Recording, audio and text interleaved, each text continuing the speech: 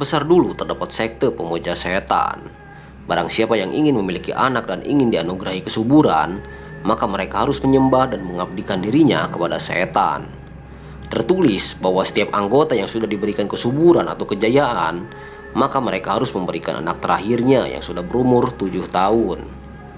Namun apabila mereka menolak memberikannya, maka siap-siap mereka harus menanggung akibat, yaitu jatuh sakit, dan penyakitnya tidak bisa disembuhkan sampai akhir hayat. Dan ibu kamu tidak bisa memberikan keturunan. Percaya, ibu kamu berdoa bukan kepada Tuhan. Setelah ibu kamu sakit selama 2 tahun. Dan Bapak percaya? Yang jelas nenek kamu percaya. Hello guys, welcome back with me, Don't Talk. Sebuah film yang sangat populer di tanah air dan menyandang predikat film terlaris di Indonesia. Sampai-sampai film tersebut meraih penghargaan di festival film Popcorn Flight yang diadakan di Florida, Amerika Serikat. Merasa sudah sukses dengan filmnya, sang sutradara pun ingin mengulang kesuksesannya dengan membuat film sequel kedua.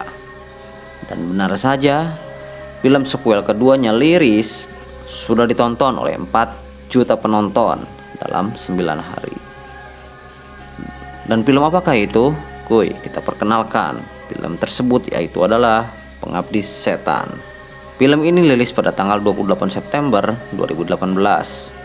Disutradarai oleh Joko Anwar, dibintangi oleh Tara Basro dan aktris keren lainnya.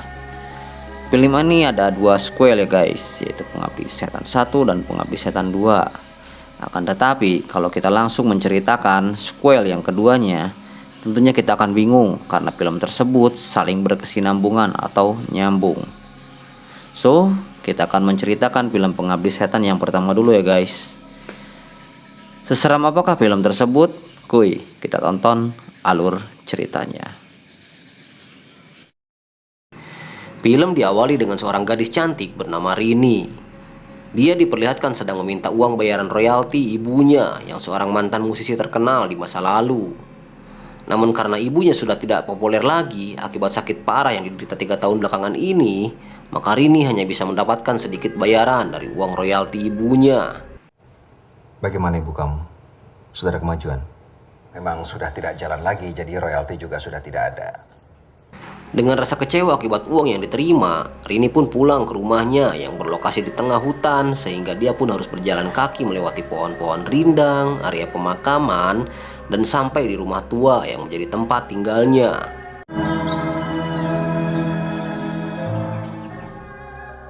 Rini mempunyai ayah yang tidak jelas pekerjaannya. Beliau diperlihatkan hanya diam di rumah saja. Untuk biaya sehari-hari, mereka hanya mengandalkan uang pensiunan. Dan uang tersebut pun sudah mulai habis dipakai untuk biaya pengobatan istrinya atau ibunya Rini. Kau mau ibumu mati karena bapak nggak punya uang buat biaya pengobatan? Kita bisa beli rumah yang lebih kecil, sisanya untuk pengobatan. Rini sendiri mempunyai 3 orang adik laki-laki yang bernama Tony, Bondi, dan yang bontot bernama Ian. Namun Ian memiliki kekurangan dalam berkomunikasi atau mohon maaf, gagu. Dan mereka semua tinggal bersama di rumah tua tersebut, yang sebenarnya rumah itu adalah rumah neneknya. Bondi, itu ibu manggil kau nggak dengar? Ibu kenapa nggak dirawat di rumah sakit aja ya kak? Tak lama kemudian terdengar suara lonceng yang merupakan tanda bahwa sang ibu sedang membutuhkan sesuatu. Rini bertanya kepada Bondi kenapa Bondi tidak menggubris panggilan ibunya. Dia mengatakan bahwa Bondi terlalu takut karena sakit yang diderita sang ibu membuat fisiknya berubah menakutkan dan tak lagi bisa bicara seperti orang normal. Sebagai anak yang paling tua, akhirnya Rini pun naik ke atas menghampiri sang ibu. Dan kita bisa melihat sosok sang ibu yang begitu sangat melegenda. Di saat Rini sedang membersihkan ranjangnya, tiba-tiba ibu berontak kejang-kejang seperti orang ketakutan. Seolah-olah beliau melihat sesuatu di atas plafon. Padahal di plafon tersebut jelas tidak ada apa-apa.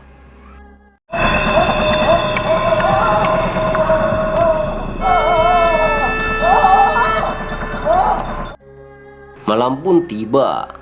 Ketika semua orang sedang tertidur, tiba-tiba Rini mendengar suara lonceng dari ibunya. Lantas Rini pun pergi menghampiri sang ibu, dan setelah didatangi ternyata beliau terlihat lagi berdiri menghadap jendela. Pada saat Rini akan menyentuhnya, ternyata itu cuma mimpi. Lalu Rini diperlihatkan terbangun dari tidurnya. Dan Rini pun dikagetkan ketika dia mendengar suara lonceng itu lagi. Rini merasa seperti dia sedang mengulangi mimpi, dan sang ibu diperlihatkan lagi sedang berdiri menghadap jendela. Dan tiba-tiba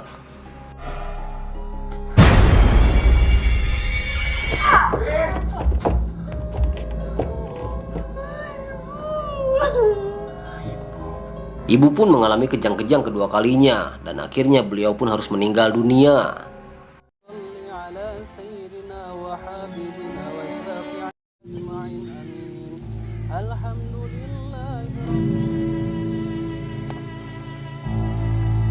Terima kasih Pak Ustadz atas bantuannya. Ya, sama-sama. Lalu keesokan harinya, Bapak memberitahu kepada Rini dan yang lainnya bahwa besok dirinya ada urusan keluarga di luar kota, dan juga ingin mencari uang untuk menebus rumah supaya tidak disita oleh pihak bank. Tony dan Rini sebenarnya agak keberatan dengan kepergian Bapak, terlebih situasinya masih dalam suasana berkabung. Ibu baru meninggal kemarin. Kalian kan juga udah besar-besar. Lalu hal-hal aneh pun mulai terjadi. Saat Tony sedang mendengarkan radio saat sebelum tidur, tiba-tiba terdengar suara lonceng dari kamar sang ibu, yang kita tahu bahwa ibu sudah meninggal atau sudah almarhum. Lantas Tony pun menghampiri kamar ibunya untuk memeriksa, dan ternyata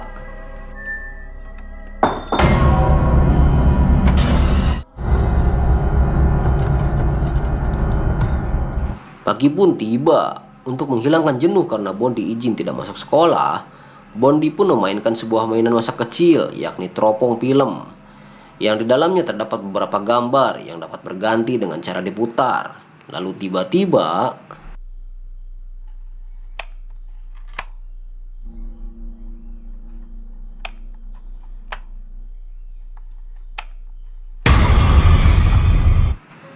Kak Rini pun diperlihatkan sedang mengambil air di sumur. Di saat Rini sedang berjalan, terlihat ada sosok penampakan di cermin. Cukup sampai di situ, di malam kedua sesudah kematian ibu, Tony lagi-lagi mendapat gangguan ketika lonceng sang ibu kembali terdengar, membuat radio pun tiba-tiba bergerak sendiri.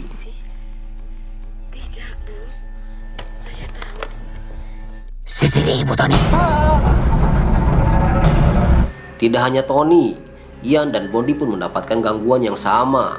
Ketika mereka ke belakang untuk pipis, saat akan kembali ke kamar mereka, Ian dan Bondi pun takut melihat foto wajah sang ibu yang begitu besar terpampang di lorong. Lalu mereka pun berinisiatif mengambil kain untuk menutupi fotonya, dan tiba-tiba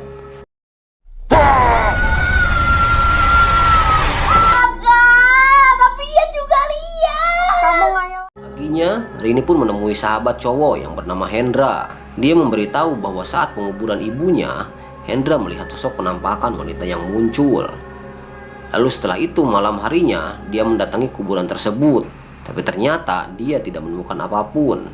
Dan beberapa hari kemudian saat Hendra lewat di depan rumah, dia pun melihat penampakan sang ibu lagi. Karena takut Rini dan lainnya kenapa-napa, Hendra pun menyuruh mereka agar tinggal di rumahnya dulu untuk sementara. Tetapi Rini yang jaim pun menolak bantuan Hendra dan tetap memilih untuk tinggal di rumah tua tersebut. Kalian boleh numpang dulu di rumah kami sambil menunggu bapak kalian pulang? Enggak. Saat Rini sudah sampai ke rumahnya, terjadi sesuatu di luar nalar ketika mendengar Bondi yang berteriak kencang. Dan ternyata si nenek sudah berada di dalam sumur dengan kondisi yang sudah tidak bernyawa. Setelah nenek dikuburkan, Bondi langsung sakit. Mungkin dia trauma akibat kejadian tersebut. Udah gak panas badannya. Lalu Rini menemukan surat yang ditulis oleh sang nenek. Dan isi surat tersebut tertulis bahwa nenek meminta tolong untuk menyelamatkan keluarganya. Rini pun menjadi penasaran, lalu dia ditemani Hendra bergegas pergi ke alamat yang ditulis di alamat tersebut. Lalu akhirnya mereka pun bertemu dengan seorang pria bernama Pak Budiman. Pak Budiman adalah sahabat dekat dari si nenek dari zaman sekolah dasar. Beliau bercerita ketika waktu bapak akan menikah dengan ibu, sebenarnya si nenek kurang setuju karena si ibu adalah seorang musisi.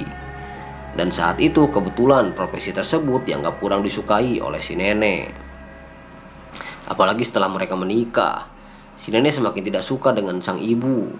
Karena si ibu didiagnosa mandul oleh dokter, sehingga beliau tidak bisa memberikan keturunan. Dan barulah saat Rini, Tony, Bondi, dan Ian lahir, hubungan mereka pun membaik tanpa ada masalah. Lalu saat ibunya sakit selama beberapa tahun, si nenek mulai menaruh curiga bahwa ada sesuatu yang mencurigakan dengan sakitnya. Dan dari kabar yang beredar, si ibu telah meminta tolong kepada setan atau iblis untuk bisa melahirkan dan memberikan beliau keturunan. Lalu Pak Budiman pun memberikan sebuah majalah tentang setan yang dia tulis sendiri. Dan kebetulan memang profesinya adalah seorang penulis majalah. Lantas saat mereka akan pulang, tiba-tiba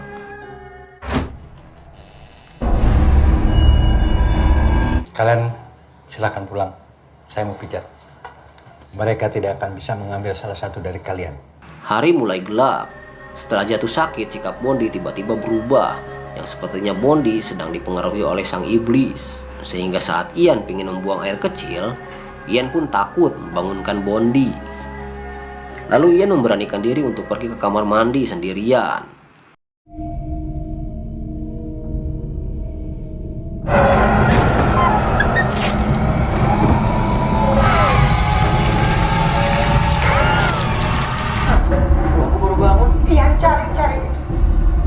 Keesokannya pun, Ian ditemukan sedang tidur di dalam tong sampah di depan rumahnya. Karena Ian takut untuk tidur bersama Bondi. Tony pun memanggil Rini dan mereka berdua mengobrol tentang isi dari majalah yang diberikan Pak Budiman. Di situ tertulis ternyata di kota-kota besar terdapat sekte pemuja setan. Dan barang siapa yang ingin memiliki anak dan ingin dianugerahi kesuburan, maka mereka harus menyembah dan mengabdikan dirinya kepada setan. Tony yang punya pemikiran kritis pun menunjukkan foto-foto ibunya saat dulu masih rutin tampil bernyanyi. Tony yang selalu ikut menemani ibu pun masih ingat, jika setiap sang ibu ada acara pasti selalu saja dihadiri sekumpulan orang misterius. Dan tentunya orang misterius tersebut jarang sekali bersosialisasi dengan tamu yang lain. Dan dari situlah Tony menyimpulkan, mereka adalah anggota para sekte pengabdi setan. Di majalah tersebut pun tertulis bahwa setiap anggota yang sudah diberikan kesuburan atau kejayaan, maka mereka harus memberikan anak terakhirnya yang berumur 7 tahun. Dan tentunya si bungsulah orang yang dia maksud. Namun sepertinya ibu mereka menolak memberikan Ian. Maka sang ibu harus menerima konsekuensi, yaitu jatuh sakit dan penyakitnya tidak bisa disembuhkan. Entah benar atau tidak isi dari majalah yang ditulis oleh Pak Budiman, tentunya Tony dan Rini tidak akan pernah membiarkan siapapun untuk mengambil salah satu dari mereka. Kebanyakan baca beginian bisa jadi sinting. Tidak ingin pusing memikirkan hal tak masuk akal, Rini pun lebih memilih untuk memasak telur goreng untuk sarapan Ian. Dan tidak lama kemudian muncullah penampakan sang nenek dibarengi dengan kursi roda yang bergerak dengan sendirinya. Akibat kejadian tersebut, Rini pun semakin takut. Dan akhirnya dia memanggil Pak Ustadz yang merupakan ayah dari Hendra, sahabatnya Rini, untuk pergi memeriksa ke rumah tersebut. Pak Ustadz pun tidak menemukan apa-apa. Dan Pak Ustadz pun menyarankan agar Rini dan adik-adiknya untuk banyak berdoa dan melaksanakan sembahyang, supaya lebih mendekatkan diri dengan Yang Maha Kuasa agar dijauhkan dari hal-hal yang negatif. Tapi kalian bisa sholat. Bisa. Karena semua makhluk takut kepada Allah. Malam harinya pun Rini melaksanakan sembahyang seperti yang disarankan oleh Pak Ustadz. Dan saat sedang melaksanakan sholat, Rini pun merasa merinding dan gelisah, seperti ada yang sedang mengawasinya. Dan benar saja, saat Rini menyelesaikan rakaat terakhirnya,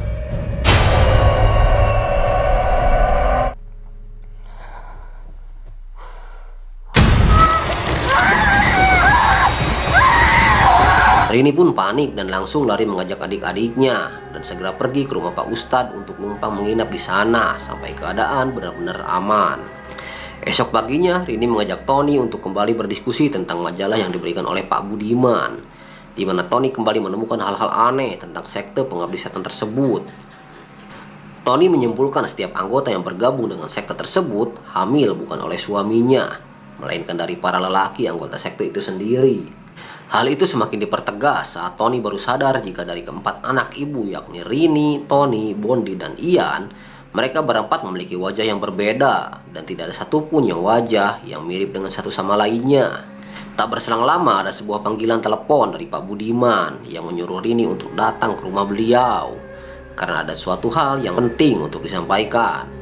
Namun karena Rini harus menjaga adik-adiknya, maka Hendra pun berinisiatif untuk pergi ke sana sendirian. Budiman telepon, ada yang penting katanya. Tapi aku harus jaga adik-adik.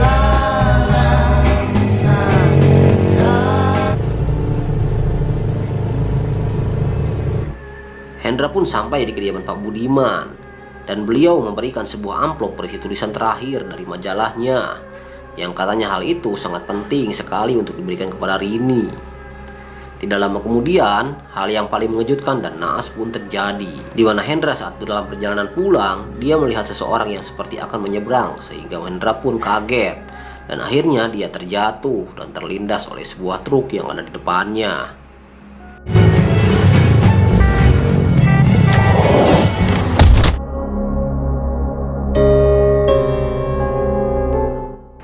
Pak Ustadz pun berteriak histeris tatkala melihat anaknya Hendra tewas bersimpah darah dengan wajah yang sudah rusak. Dan saat jasad Hendra sedang digotong, amplop dari Pak Budiman pun tak sengaja terjatuh. Lalu Rini pun mengambilnya.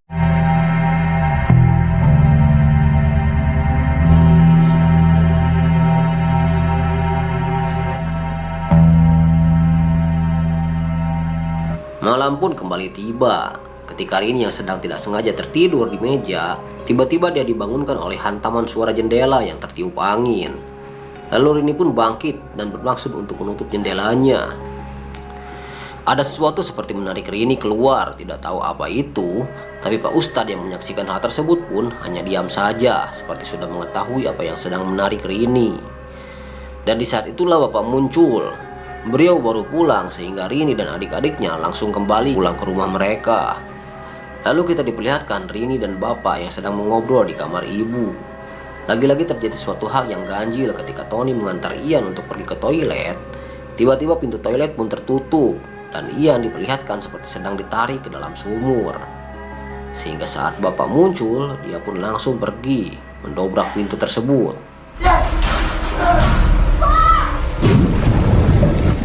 Turunkan timba!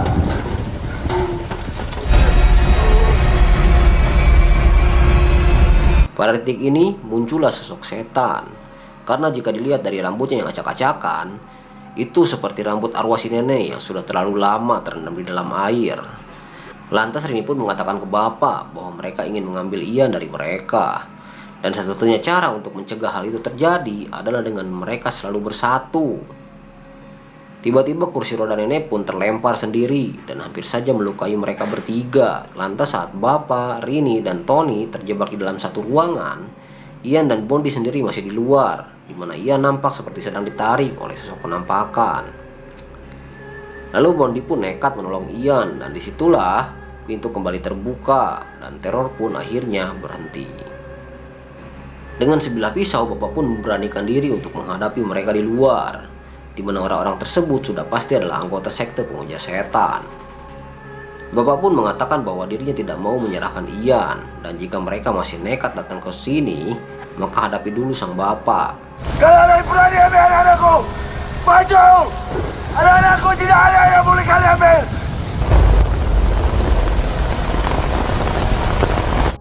Anggota sekte itu pun diam tidak berbicara apa-apa. Namun sepertinya akan terjadi suatu hal yang lebih buruk dari malam ini. Saat pagi tiba, Bapak dan yang lainnya terlihat sudah berkemas untuk pindah ke lokasi susun yang berlokasi di perkotaan. Dan sepertinya rumah susun tersebut adalah cikal bakal lanjutnya cerita film Pengabdi Setan 2. Nggak percaya. Bapak juga nggak percaya. Lantas Bapak dan yang lainnya pun menunggu mobil jemputan yang sudah dipesan di jauh-jauh hari. Namun setelah berjam-jam menunggu, mobil pun tak kunjung datang. Dan justru Pak Ustadz lah yang muncul untuk mengucapkan selamat jalan. Ingin mengucapkan selamat jalan. Makasih, Pak. Saya mau minta maaf karena semalam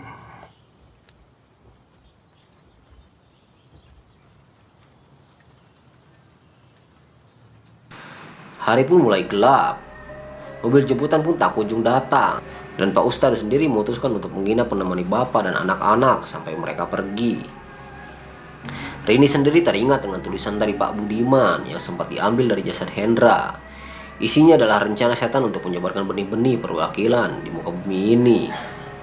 Dan di sini terdapat plot twist yang menarik. Tony dan Rini, bahkan kita pun salah menduga tentang tujuan sekte pengabdi setan. Ternyata tujuan mereka mengambil Ian bukan untuk ditumbalkan, melainkan untuk dijadikan ketua kelompok karena Ian merupakan titisan atau utusan langsung dari setan. Dan anak-anak terakhir pemujaan setan tersebut pun bukan diambil untuk dikorbankan. Dan tujuan anggota sekte menyebar biji yang berwarna merah itu adalah untuk menandai si anak iblis tersebut sampai dijemput oleh menjemputnya, yakni para mayat hidup.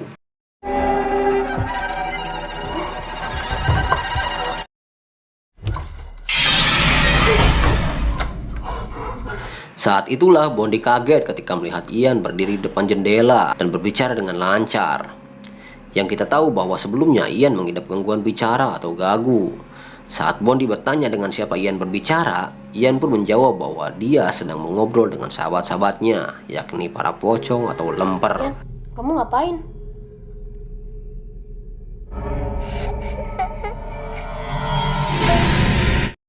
Entah bagaimana sekte pemuja setan tersebut bisa membangkitkan para pocong yang berasal dari kuburan sekitar rumah mereka. Pak Ustadz pun dikejutkan oleh kemunculan para pocong. Dan Bapak sendiri dikejutkan saat melihat mayat istrinya sedang berbaring di samping tempat tidurnya. Lantas sang bapak pun keluar memanggil Rini dan Tony untuk segera pergi dari sana.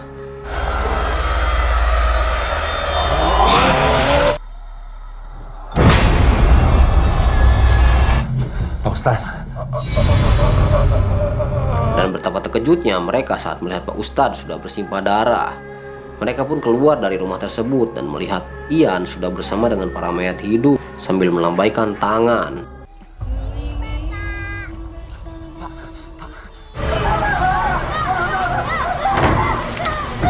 Mereka pun kembali ke dalam rumah dan langsung disambut oleh para pocong dan lemper-lemper. Nenek pun yang sebelumnya muncul ternyata bukan untuk mencoba menakut-nakuti mereka, tetapi sedang mencoba untuk membunuh Ian, sang titisan setan. Dan nenek sedang mencoba menyelamatkan mereka semua. Tak lama muncullah Pak Budiman yang datang untuk menolong mereka.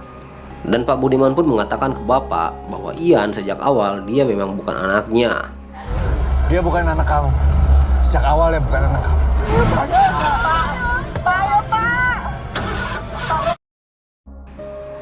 Setahun kemudian Bapak dan anak-anaknya sudah tinggal dengan tenang di sebuah kontrakan kecil yang sederhana. Dan saat itulah muncul seorang wanita yang merupakan tetangga mereka, yang ternyata dia adalah salah satu anggota dari sekte pemuja setan. Mereka semua sudah tahu jika Bapak dan anak-anak tinggal di situ dan sengaja membiarkan mereka tetap ada di sana. Tujuannya, kalian bisa lihat sendiri di peta yang ditandai oleh jarum, yang sesuai dengan tulisan yang ditulis oleh Pak Budiman bahwa sekte pemuja setan sedang melakukan rencana jahat, yakni menyawarkan benih-benih iblis. Sudah waktunya kita panen lagi. Kita harus memastikan kalau mereka tidak akan pindah. Tamat. Oke guys, jadi begitulah alur cerita film Pengabdi Setan pertama. Film tersebut dari awal nyampe akhir yang terus membuat kita tegang ya. Dan pantas saja film tersebut digadang-gadang sebagai film terlaris di Indonesia, karena kalian gak bakal nyesel kalau sudah menontonnya. Paling-paling bikin kita takut sampai ke bawah mimpi. Dan jadi buat kalian yang suka dengan alur cerita film horor, klik like, subscribe, dan aktifkan loncengnya. Dan bagi kalian yang mau request, silahkan komen di kolom komentar. Gue dan pamit undur diri. Stay terus di channel Don't Talk.